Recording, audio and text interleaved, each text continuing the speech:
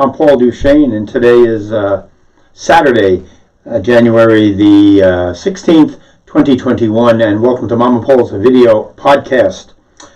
What I wanted to talk about today was the news. I wanted to talk about the news and how we get different news from different sources, and different groups of people view the news differently. There's the people on the left. Well, let's go look at the little boy real quickly for a second here. There's the people on the right that are mostly watching Fox News, the people on the left that are New York Times, NPR, NBC. What generated this was an individual I ran into the other night, and she's a shrink, and she deals with a lot of different people. And half of them are liberals and half of them are conservatives. And we had a conversation, got going, and it got a little bit heated about politics. And she says, "Well, she says to me, she says, you sound just like the people on the other side of the argument." She said, "They sound just as sure of what they're talking about as you do. They sound, even more convinced than you do sometimes. So you both seem to be coming from the same kind of place. You both seem to be presenting the same type of arguments." And I'm listening to this, and it's like, this whole thing just gets me so upset when you hear this kind of thing. Let me backstep. So that's the premise that sort of got me going on this whole thing. I've been going on for a long time, but that really ticked it off. So here's a New York Times from Friday, and well, it's at the bottom of the page there, and it's got to do with the Flint water crisis. The headline is, 9 officials give Flint some relief, but the trust is gone. The day before, which was the Thursday paper, was the bigger article, which I don't have in front of me today, was the bigger article about the consequences of the Flint water crisis.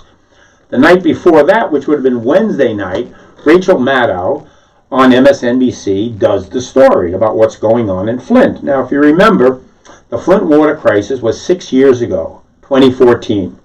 We were coming out of the economic depression that we were in, and a lot of cities in Michigan, which have been severely impacted, a lot of cities in Michigan were not doing well financially. So the governor, Rick Snyder, put emergency managers in with a law that they had passed, that he was able to take out the duly elected people and put in his own personal choice of managers, which superseded everything else. With one of his appointed managers in Flint, Michigan, they changed the water supply that was going into Flint, Michigan, from water that was coming from the Great Lakes that was being properly treated to water coming directly out of the river running through Flint, Michigan that wasn't being properly treated. And this water went through pipes which were corroded, and by the time it got to the houses, it was just brown from day one. And the people in Michigan immediately got up and started complaining about this, talking about this, making a big issue of it. Meanwhile, the guy in charge of the whole place, he could care less. There's a financial gain that they got from this whole. They made a ton of money by by stopping the water that they were using and using this local polluted water. Snyder makes a lot of money. And it wasn't until literally MSNBC and Rachel Maddow got onto this story week after week after week after week that finally it got some national attention, and finally they started to correct the problem. People are still lining up for bottled water in parts of Flint. They were supposed to replace the whole corroded pipe system throughout the place, but I can imagine where that's at. Right now, there are, I think, there's 41 convictions, I believe. Yeah, 41 counts, 34 felonies, and 9 elected officials who are up on charges right now, including involuntary manslaughter. So this is serious stuff. There are people sick, affected for life. Really bad situation there. Now, the point was this. Rachel Maddow does the story on a Wednesday night. The next day, the New York Times has the story under the fold on the front page. Does Fox News talk about this? Not a word. Not a word on Fox News about the Flint case. The case continues into the newspapers the next day, so it's in the newspaper 2 days in a row now, New York Times. Rachel had originally introduced it. New York Times followed it up. In the paper again the next day. Does Fox News talk about it again? No, they don't. And that's the problem here. What's going on is, let's go over to this other board, back to this other little board for a second that I put together. Forget the top there, that's later on in the game. But it's right here. Let's say this is the middle of the road, right there. New York Times, without a doubt, the middle of the road. They're definitely not far left. And they're definitely not far right. If anything, they're a little bit more right than they used to. Well, they've always been a little bit more to the right. But as the Republican Party has gone further right, they've dragged everybody else with them. So right now, I mean, I've got to say it, the New York Times is without a doubt the center of whatever road we're on right now. NPR, NBC. Now, NPR used to be a little bit more liberal, but when the Koch brothers made that massive contribution to NPR and killed the story about the Koch brothers on NPR about 5 years ago, I think, well, then NPR shifted a little bit more to the right. NBC, everybody that's involved in any of these commercial ventures are taking advertising money to keep themselves going. So they're not exactly communal enterprises. And the television shows used to, the news sections were not subject to the same kind of dollar scrutiny as they are today. Now the news shows are all making money. The news sector are all making money. Years ago they didn't. They were sort of lost leaders within the networks. So the point is this: the story gets put on it, gets put out there, and everybody gets it. Everybody gets it. The people that listen to Fox News are aware of the story. The people that are the progressives and everything, they're aware of the story. The people in the middle are aware of the story. The intellectuals, the pseudo-intellectuals, the pretentious intellectuals, the yahoos, everybody gets it. Everybody gets it. It's out there to everybody to comment on. Now, if you follow Fox News and the right-wing media on any, even a little bit, what you find is that the stories that they disagree with, they counteract and they tell you that it's a lie. They literally regularly do this. Fox News, Breitbart, all the Clear Channel stations, which now control most of the listening radio that's out there that people are listening to especially in the Midwest, throughout the country, even in the deep suburbs, in the rural areas. I'll give you an example. I was in near Mariposa, California, coming back from an event a while ago, and we stopped off to get the newspaper in town, which we had gotten year after year. Well, suddenly, there was no newspaper there. There was no newspaper anywhere in the town. I went to 5 or 6 locations where it was no newspaper, not one newspaper rack in the entire town. A few American flags hanging here and there. No newspapers anywhere. So I went finally to a motel to ask the guy at the motel, at which point he tells me that they don't have them anymore. And I said, well, where do you get your news? And meanwhile, in back of him, it's a big motel. It's a great big screen on the television. Now, what's on? Fox News. So everything is coming through Fox News. I said, do you ever watch MSNBC? He said, no, we don't get that here.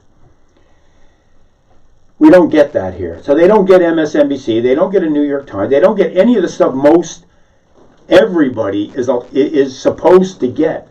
The point of putting it out for everybody is that, and the reason it's accurate, it's not just the New York Times, it's the Wall Street Journal, the Washington Post, the financial news. The financial news. And as far as magazines go, it's not just the Progressive and Mother Jones, it's the Economist. These all go out to everybody. And as a result of that, people comment upon it. It becomes part of sort of the soup of news, the soup of information that we're all looking at. And people comment upon it, pick it out, critique it, etc. So, which is why you get somebody like David Brooks, who used to be much more of a Republican, but as the Republican Party has gotten eaten up by Trump, David Brooks becomes much more of a rationalist, and before you know it, he's sort of a disheartened Republican. And every week you would get David Brooks on one side and Krugman on the other. They would balance the op-ed editorial page. Fox and Breitbart and these people, they have, let's say there's there's 70 million, let's say there's 70 million people that voted for Donald. Let's say 20% of them, which is what some estimates have said, are the hardcore kind of folks that came out for the insurrection. So do something, that would be 14. That would be 14 million people. So there's a solid group of these people apparently have very little contact with any of that, and they consider all of that, all of it, to be false, fake, not true. So these guys have created a bubble inside here, which causes a fervor. I mean, this whole point about that the election stopped the steal. 60 bloody judges, half of them have been appointed by Trump, said, you guys are, you don't have any evidence. There wasn't any stolen election. We know there was no stolen election. We also know that before he started to say the election was stolen, back in September and late August, he was already saying that the election was going to be stolen and that he wouldn't go along with the results of the election. So this isn't a big surprise what happened in November. But the part of it that's terribly irksome to me is how this circle keeps going around. And the question, I guess, is, how do you break into that? That came up a couple of times recently, is how do you get through to somebody who has this going on? Now, we were called the far left. What would the far left be? Politically, who would be the far left? Bernie Sanders, AOC in Congress, the far left. They are being accused of propagating anarchist communism. Anarchist communism. Now, an anarchist communism is somebody who's in favor of abolishing the state, abolishing capitalism, abolishing wage labor, abolishing any social hierarchies, and abolishing any private property. What they would be in favor of is personal property, common ownerships of the means of production, the whole concept of the means of production which is something Karl Marx introduced back in the 1850s. Anarchist communists would be in favor of direct democracy. They would be in favor of workers' councils. And here's the big one, and this is directly out of Marx, and I couldn't agree with this anymore. From each according to ability, and to each according to need. Gee, what a concept. It sounds like Christianity or the Essenes or something on that order, or something that Gandhi might have been proposing, or Leo Tolstoy, who talked about the kingdom of God is within you, and he's an anarchist communist.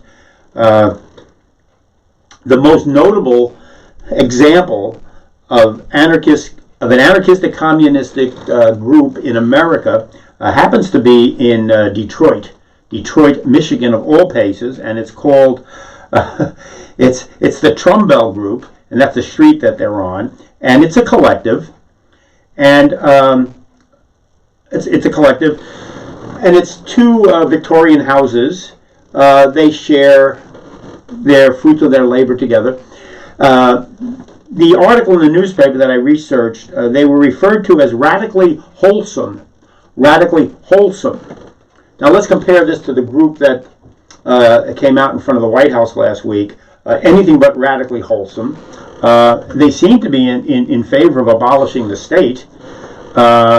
They don't seem to think there's any social hierarchy. And as far as private property goes, they were out to just destroy it. So I'm not sure who the anarchists, maybe they're not anarchist communists, maybe they're anarchist libertarians. I'm not sure exactly what this is. But anarchy doesn't mean fighting. It's not a fighting thing. What it means is the absence of government. It comes from a Greek word. It means the absence of government without rules. Without rules. So there's no government. Now, I don't know how you're going to get the streets fixed. I don't know how you're going to get the water delivered, although some private companies will tell you how to deliver the water. There's so many things that are dependent on us collectively putting our money together and collectively having services for us, that to speak about anarchy is sort of ludicrous on any level. It doesn't make any sense. The communism part of it, like I said, Jesus was a down-and-out communist. The early Christians, especially those that written about in the Essene Gospels, heavily communistic. All of your religious groups are communist. Does that mean that they're totalitarian, anti-God? No, nothing to the effect. You're getting totalitarianism mixed up with communism, which has been happening ever since the Russians branded the communism. I'm going to make a quick one over here. Let me go back to the board for a minute over here, and we'll move it up. Camera 3. We'll bring camera 3 up. I had written this when I had started the day. Bring it over. Get me in. I had written Capitalism and Democracy, which are on my other boards that I want to work on as we go along. And one of the key elements of capitalism is the inequality within it. And if we just look at Thomas Piketty's Capitalism in the 21st Century, he's actually come up with the formula R greater than G. The rate of return on capital is always greater than the rate of return on labor. The guy working for a living and working for wage labor will never, ever, ever, ever keep up with the capitalist who is making money on money, who is making money off of the excess surplus labor of the worker. So because the means of production are owned and controlled by an individual or a small group of individuals, but not the main body of people that work there. I'll give you an example. If General Motors was in the middle of Detroit making cars in the 1970s, and suddenly they got an offer to move the plant over to Wuhan, China, because the rate of pay for the Chinese would be 1/10 of what it was for the American workers. Well, I'm sure the American workers would have said, "Yeah, sure, let the plant go over there, and we'll just starve out here and let them make it." No, that wouldn't have happened. The plant wouldn't have gone in the first place. But the workers had nothing to do with the decision to send it over there. The people who ran the company, the board of directors, they had all of the decision making about what was going to happen. Therefore, it went over. They didn't care about the people that were working for them. They didn't care about the town. They didn't care about the state. They didn't care about anything. The only thing they cared about was their own big fat wallets. Capitalism always breeds inequality. Democracy, on the other hand, purports to be in favor of equality. And in fact, to have a democratic society, you literally have to have an egalitarian relationship between people. You have to respect the right of the power of the majority and the rights of the minorities, which is why we have the Bill of Rights. And it's based on compromise. Now, because we live in a democratic republic, not a parliamentary democracy, we wind up with a little gridlock among other things, and this could lead into a much deeper conversation. But the basic element of the democracy is that it requires equality. Well, capitalism and democracy are what we have here in America. And there's this incredible tension between them because the capitalism breeds inequality, the democracy is looking for equality. How can these things coexist? They can't. Which is why the whole thing's falling apart in front of our eyes today.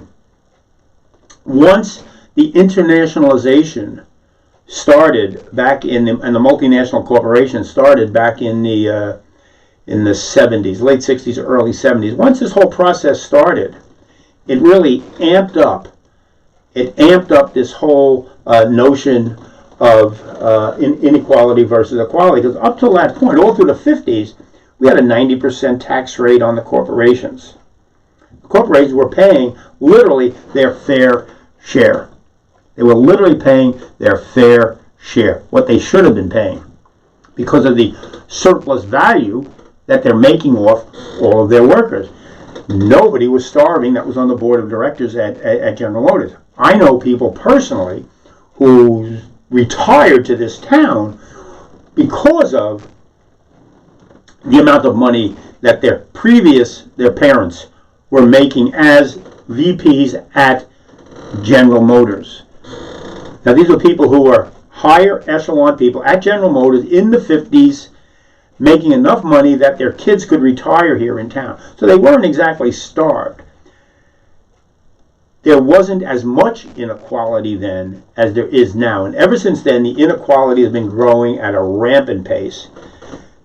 The democracy has been shrinking at a rapid pace. The nail in the coffin was Citizens United, which gave the corporation, which is the bedrock of capitalism, the vote and made the individual equal to a corporation. I mean, how absurd is that? The board in back of me is the 50 years, 1960s through the current time, 2000, and over here I had Powell memo and how it affects schools and business and the think tanks they created, and ultimately, on the other side, Fox News. So I mentioned this quite a while ago, and I'm going to do this. We'll do this on the next show. We'll do the Powell memo, and the Council for National Policy.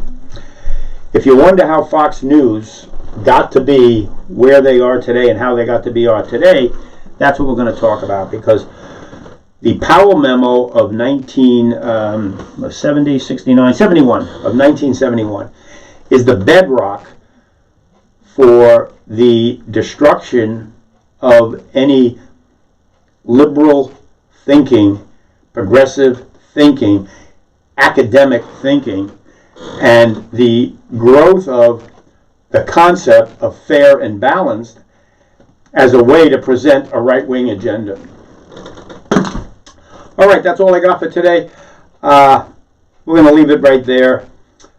And peace, patience, and persistence. I will see you as soon as we can get the next show together. I'm going to shut this off and hope it goes well this time. I have trouble most of the time.